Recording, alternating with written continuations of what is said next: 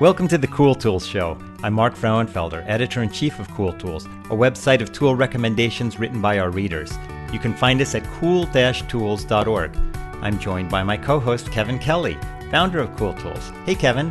Hey, it's great to be here. In each episode of the Cool Tools Show, Kevin and I talk to a guest about some of his or her favorite uncommon and uncommonly good tools they think others should know about. Our guest this week is Len Cullumis. Len is a woodworker living in Seattle, Washington, where he specializes in building Japanese-style garden structures, architectural elements, and furniture. A perpetual student of craft, he's also an occasional teacher and writer of how-to articles. And I first got to know Len when he was writing for Make magazine, when I was editing that magazine there, and I really loved the projects that he wrote and the tools that he used and his interest in Japanese woodworking. So it's a real pleasure to have Len on the show. How are you doing, Len? I'm doing all right, Mark. Thanks for the intro. And it's wonderful to meet you, Len. I'm really looking forward to hearing about your current passions. Oh, hi, Kevin. So, Len, you wrote some really great pieces for Make magazine, and I'll try to remember to include links to them. But it was about making kind of Japanese style boxes and other like simple furniture and stuff, and just the kind of joinery and the tools, just absolutely fascinating. So we're going to kind of get a peek into your workhouse through your descriptions of these tools, and some of them are quite humble tools, but pretty useful. So why don't we start by talking about stand cups? Or are they? Yeah, stand cups. Yeah, stand cups. So I do, whenever I need glue or something, I like to, pour it somewhere and then apply it with a brush or something. And also if I'm mixing finish samples and any other sort of liquid thing. And stand cups are just these perfect, they're low-walled and wide and disposable. And They're made of paper? Are they paper? Yes. Okay. Like a waxed paper or something like that. To me, they look like what a Reese's peanut butter cup would be in, except that it's white instead of like the black color. Right. Just to give an idea of what it looks like. Yeah, and much bigger. Much bigger. Okay. I couldn't tell from the photo, and probably a little sturdier as well. Yeah. But they're just like super useful to me. And anytime I need to control a bunch of little screws or do any sort of glue or finish, they're just kind of the ideal thing. And you can buy them. Let's see, they're pretty cheap. So do you just buy them like 100 at a time, or? Yeah. And what kind of glue do you typically use for the stuff that you do? It kind of varies, but mostly it's just kind of off the shelf, like Loctite, wood glue, standard stuff. Sometimes exterior, interior, but nothing too exotic. Okay. So one of the things that I have sort of switched to, I was used to be using disposable cups. I switched to little tiny mini silicone bowls. And what happens there is once the glue hardens or dries up, or the epoxy hardens, whatever it is, I turn it inside out, and it just rolls off, and pops right out, and then I have a clean cup again, and it seems to be working really well.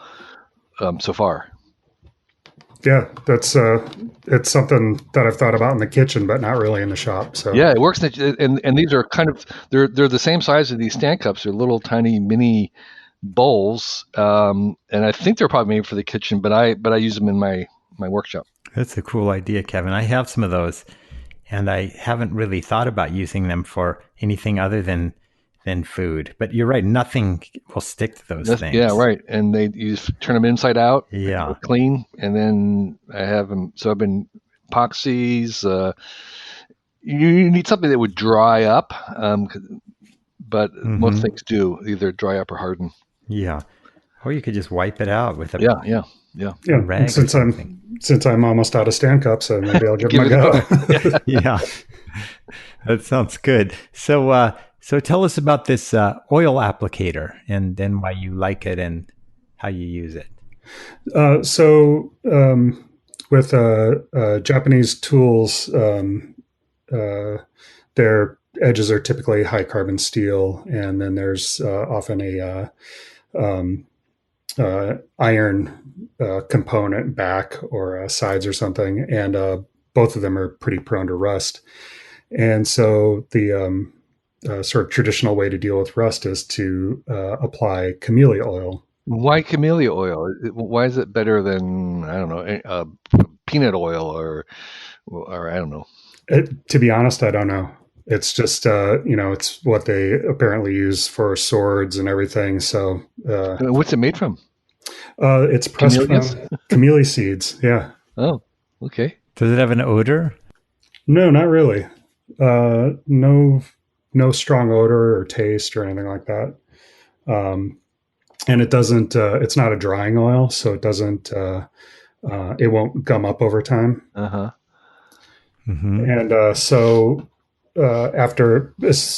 especially after sharpening, because I sharpen on waterstones, I need to do something to inhibit rust. And normally I would just use a little spray bottle of Camellia oil or sometimes a squeeze bottle.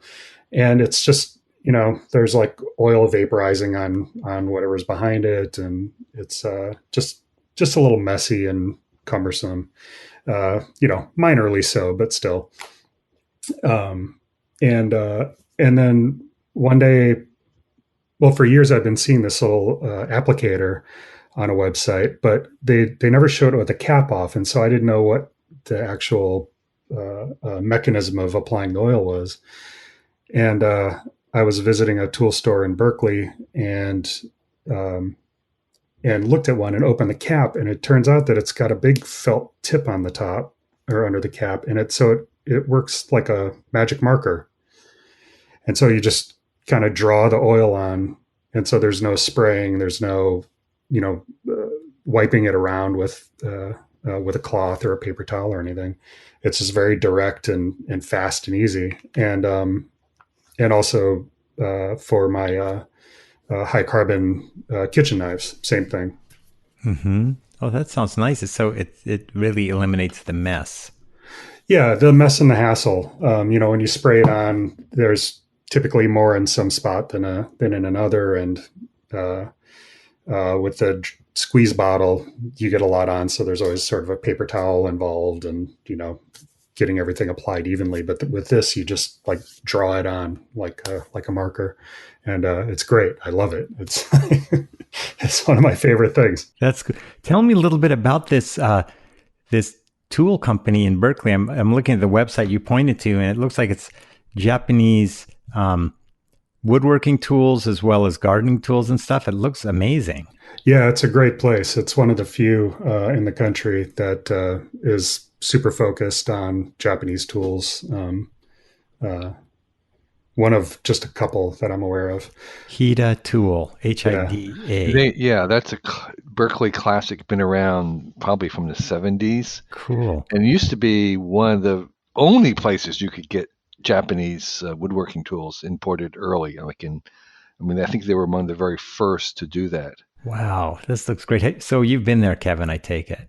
I have never been to the store itself, but their mail order catalog was a Whole Earth catalog staple for a very long time. I'll bet. Yeah, it looks very Whole Earth. It's a small shop, but it's really packed to the rafters with stuff, and it's worth a visit if you get over that way. Oh, that looks so cool. I love it. And it's nice that their stock kind of runs the gamut from very very basic up to like very refined and wildly expensive. Mm-hmm. So I was looking up Camellia oil a little bit, and I think one of the reasons why it is used on knives and stuff is that it's food safe. Yes. And it's actually used for beauty as well. So it's probably like a lubricant that has the right qualities and is also non-toxic. And it's also used in when sawing. You can spray the sides of your handsaw to reduce friction, Uh-huh. and the same with Chisels. chisels. Yeah. So pretty handy. Oh, and also the applicator unscrews and you can like refill it, which makes it great as well. Uh-huh. Cool. That's good. Okay, cool. So let's see what do we have next here. A storage box. Oh yeah, the Trusco box. So I found these the first time I was wandering around in Kyoto and sort of stumbled into this contractor's tool shop, and it was more contractor stuff, power tools and things, but there was a handful of hand tools. And I noticed this stack of little white boxes with some blue, shiny blue metal sticking out the ends. And and I pulled it out and I was just kind of amazed by the paint color and the stamping and just the quality of the steel that comprises it. It felt like I found some new old stock from like the 1950s or something. It has a very retro feel to it, like a I don't know, like an army ammo box in miniature or something. Yeah, it feels like something that you wouldn't expect to have such good paint on it that you'd find in a garage buried under stuff. It's just the quality is really beautiful. I'm actually holding one in my hand right now, and the light. It's in its simplicity. It's just kind of ideal. The shapes and everything. How big is it? So the one I have is let's see. It says 145 millimeters by 95 by 40. So 14 by 9. I'm glad one of us is good with that. Yeah, 6 inches or something, 5.5 inches. Right, and so that's the first one I bought, and when I looked at it, I just kind of put a back finger in that it was like going to be $30 or something just by the build quality, and I noticed a price tag on it that said 880 yen, which is like $8.20. Yeah. And I thought it had to have been a sticker that got picked up from something else that couldn't possibly be right. Or maybe, there was something on there that said it was going to add a zero. And so I checked and that's what they are. They're just like crazy cheap and so nicely built and beautiful. And just, who doesn't need a box to put stuff in? Yeah. They look really cool. And then there's also a larger one that I think is a 190 millimeter, or geez, I don't know. Actually, I just found the receipt from the first one I bought. Yeah, I spent about $40 on these boxes. And they are generally the same color, the blue. They come in silver as well. Okay, but I think the blue is kind of sexier. Yeah, it's really nice looking. Wow, what do you put in your blue boxes? The one that I use all the time is full of all of my driver bits for my drill, and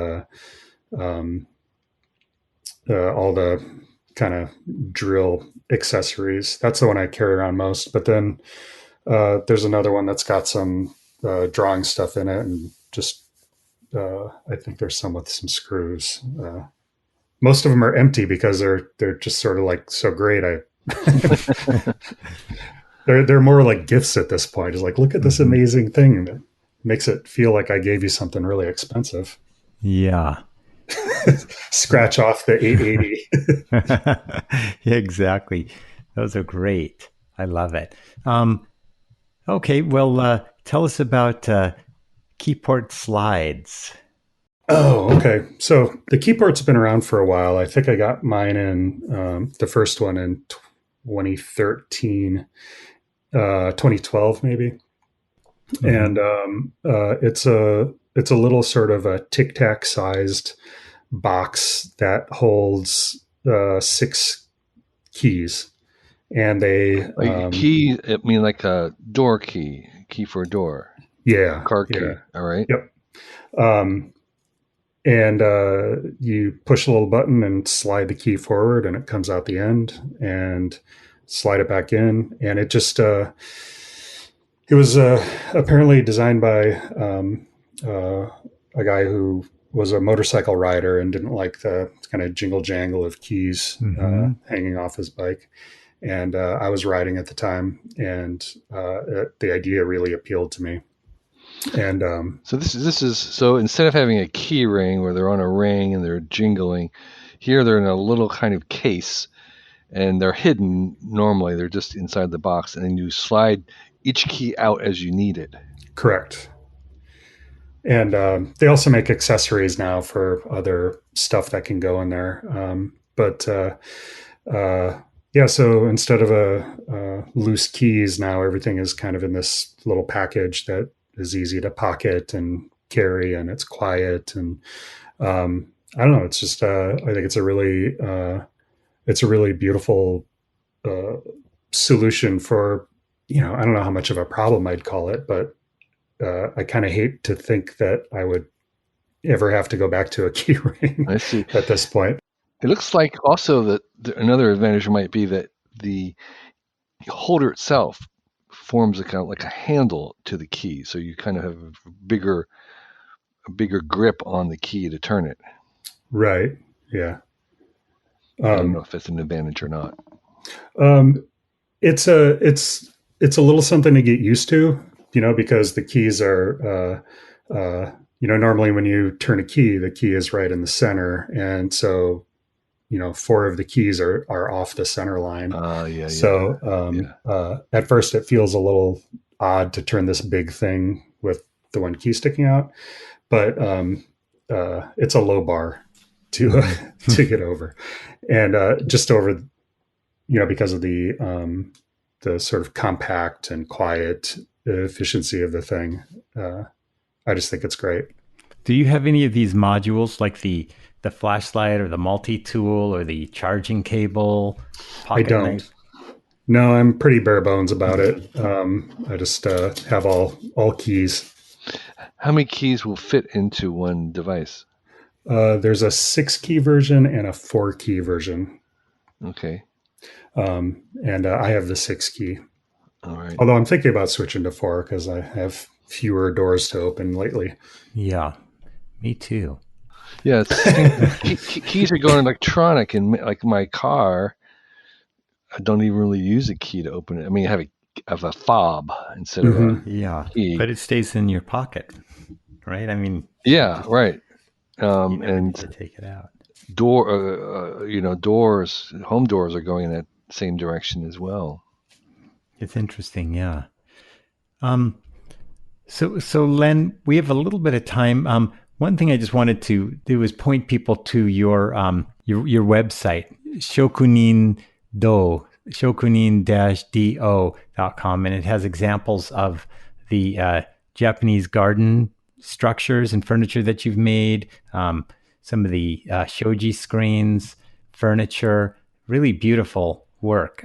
Thanks. Yeah, and I really recommend people take a look. I was looking at a table that you made from a piece of wood that had like a check in the wood, like a kind of a split, and you made these little black kind of butterfly bolsters. I don't know what you call those things to keep the split from growing, but it actually makes the thing look really cool. Do you know what I'm talking about? Yeah, they're butterfly splines or keys. Mm-hmm. Some people call them bow ties. And if I remember my Japanese right, arakita, but don't quote me on that. Okay. You have to look it up again. And I actually wrote a Make Magazine article on how to do that. Okay, that's why it probably looks familiar to me. And what does shokunin-do mean? Shokunin is it's a type of craftsperson who have sort of dedicated themselves to their craft. I see. And do is the path or the way, and so the path of the craftsman. Mm-hmm. Simplest terms. Cool. Oh yeah, and here you actually have a menu item called Make that shows the different things that the projects that you had in there, including a Japanese toolbox, the butterfly spline, a little salt and pepper well, and a micro forge, which was really cool looking too. Yeah, that was the first thing I actually sent that to you because I thought maybe somebody would want to put it on the blog or something. And I was shocked to get an offer to write an article back from you. Yeah. It's like, I've never written an article before. It was so good. And it was a great article, beautiful photos. And you made one of these little forges yourself so that you could make old style Japanese nails, which I just thought was the coolest thing ever. Right. Yeah, and I think what I was paid to write the article was more than I made on making the nails. So it all really turned out. Oh, good. I'm so glad. That's cool. So we just in the last couple of minutes we have left, you have a book that you want to recommend about sharpening Japanese planes. Right. When I started off doing this in pre-internet days, any sort of information about how to handle and work with Japanese tools was like gold, and often pretty esoteric. If I could find anything in English at all, and so Dale Brotherton, who's an excellent woodworker himself, Japanese trained timber framer, has written kind of a comprehensive book on not just sharpening, but all of the setup and adjusting and sort of dealing with the Japanese plane. And there's still not a ton of information in English out there outside of the occasional article, and so it's pretty great. It covers a lot of stuff that I wish I had this book to reference 25 years ago or whenever it was I started. Are you finding that YouTube has become more of a resource for learning how to do things like Japanese joints, etc.? Yes. Yeah, there's a lot of information on YouTube now. Do you have a particular YouTube channel that you favor, maybe as a beginner site? I don't. I just, kind of bop around once in a while when I'm looking for something in particular. But when the situation calls for it. Right. I still kind of lean more into books and the still image more than YouTube. More of the habit, maybe. I'm trying to think of how to say this, but are there Japanese language YouTube channels? In other words, they're not even necessarily focused on outsiders, but more towards students in Japan. There's a lot of sites, and to be honest, most of the time when I am looking for YouTube stuff, I'm copy and pasting kanji and looking for information that I don't really necessarily understand language wise, but I speak chisel pretty well, so I can usually suss out what's going on. So in general, would you say, you were mentioning that 20 years ago or so there was pre-internet, wherever that was, be 30 years ago, there was very information about Japanese tools and woodworking was kind of scarce. Can you find most things out these days, or is there still kind of techniques and how-to that's still bound up in these national treasures and not really widely shared?